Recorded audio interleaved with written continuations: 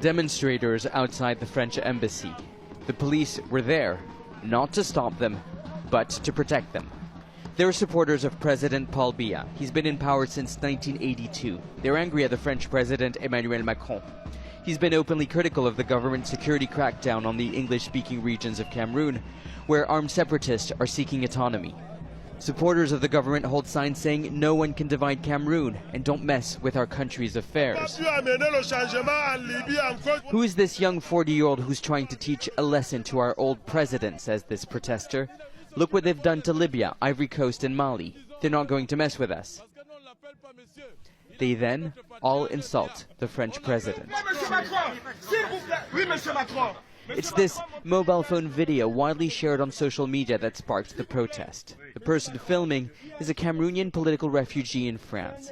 He shouts to Macron to get his attention. He says more than 29 people were burned to death last week in the English-speaking regions by security forces. Everyone is fleeing. What are you going to do, he asks. I am putting maximum pressure on Paul Biya so that he deals with the crisis in the Anglophone regions and that he treats the political opposition with respect. And he eventually freed opposition leader Maurice Kamto. We are seeing that the situation is deteriorating and I will call him so that the intolerable situation ceases.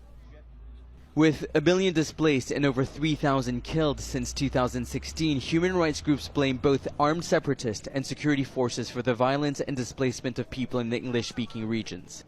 Human Rights Watch believes the Rapid Intervention Battalion, backed by ethnic Fulani militias, are behind the latest attack.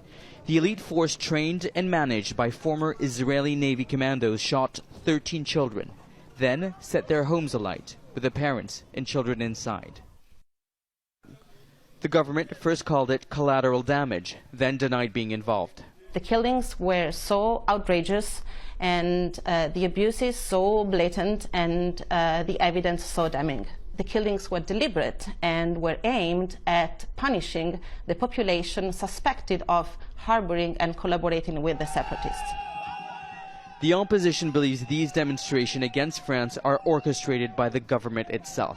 While France may be Cameroon's closest ally, the relationship is changing. The violence in the English-speaking regions is intensifying and proving too brutal to ignore. Nicholas Hawk, Aljazera.